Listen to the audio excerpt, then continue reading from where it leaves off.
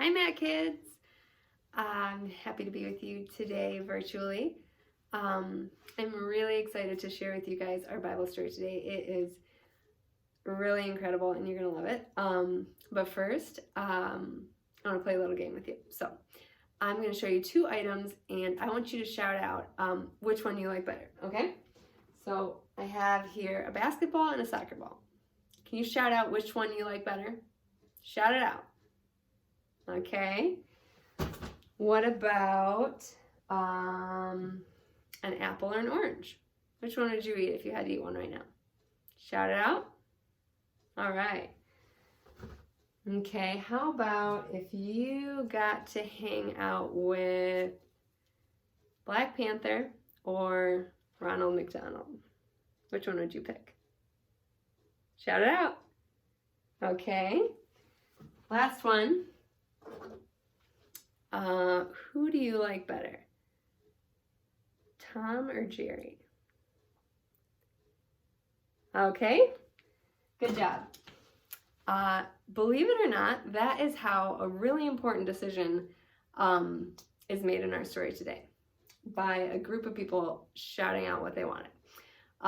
So let's jump in and see what happens, okay?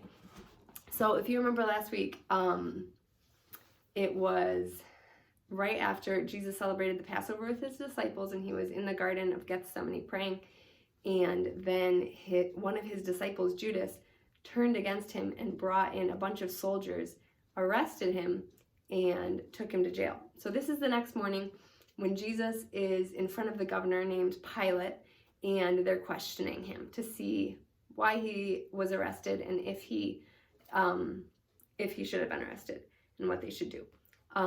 So he's standing before Pilate, and Pilate asks him, "Is it true what you say? Are you the king of the Jews, the Messiah who came to fulfill the covenant?" And Jesus says, "Yes, that's right." So that made the religious leaders really upset because they didn't want to believe that Jesus was the Messiah. They imagined the Messiah coming with lots of physical power. They imagined him with big armies and coming and taking over the city and going into the palace and taking over the throne. They didn't imagine Jesus, who came so humbly as a baby, being born in a stable and growing up in a poor family, being a carpenter, and now he hangs out with poor fishermen, and their hearts were also just really hard, so they couldn't see the truth that Jesus was the Messiah.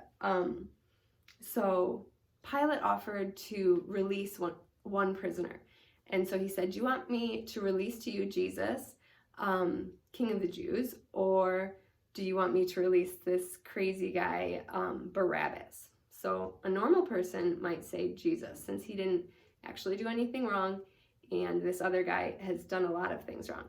But the religious leaders convinced this whole crowd to shout out Barabbas. They wanted Barabbas to be freed. So that is what they did. And Pilate said, "Why? He's done nothing wrong." But they just kept shouting Barabbas. So their hearts were really hard. And so when Pilate asked, "What do you want me to do with Jesus?" they yelled, "Crucify him." And that means kill him. And so that's really sad, but we also know that that was God's plan. God's plan was for Jesus to die for our sins. So it had to happen. So Pilate sent Jesus off with the soldiers, and they took off his clothes and put on a fake robe and a fake crown made of thorns to mock him because Jesus had said he was a king. So they were like dressing him up like he was a king and then laughing. They also wrote above him on the cross, "This is Jesus, King of the Jews," because they really didn't believe that he was king. And beside him were two criminals on crosses being crucified with him. And they mocked him, saying, he saved others, but he cannot save himself. And then at one point, one of the criminals said, why don't you get us down from here if you say that you're so powerful? And it's so cool that Jesus was able to stay so humble as he hung on the cross, knowing that he was so powerful, he could easily come down from the cross. He could have God send down thousands of angels and get down from the cross, but he wanted to obey his Father, and he wanted to fulfill his purpose in coming. So when one of the criminals was saying, why don't you get us down here? The other criminal said, don't talk to him like that. We did do bad things, that we got ourselves in this situation, but he didn't do anything. And then he said, Lord, remember me when you come into your kingdom. And Jesus said, today you will be with me in paradise, which is pretty amazing. And then when they died, they would be in heaven together, which is a pretty cool thing to hear from Jesus right before you die. So then from noon until 3, darkness covered the whole land. And then Jesus cried out, my God, why have you forsaken me? And then in a loud voice, he said, it is finished. And that meant that he had fulfilled everything that he had come to do. He had done it perfectly. He was the perfect sacrifice that we needed to cleanse us from our sins. And in that moment when he died, the curtain in the temple was torn and an earthquake started. And the curtain had separated the people from God's presence.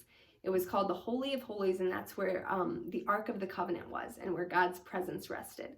And only the high priest could go in there, and he only went in once a year, and he had to be cleansed of his sins and go through all these steps before he could go in there really carefully.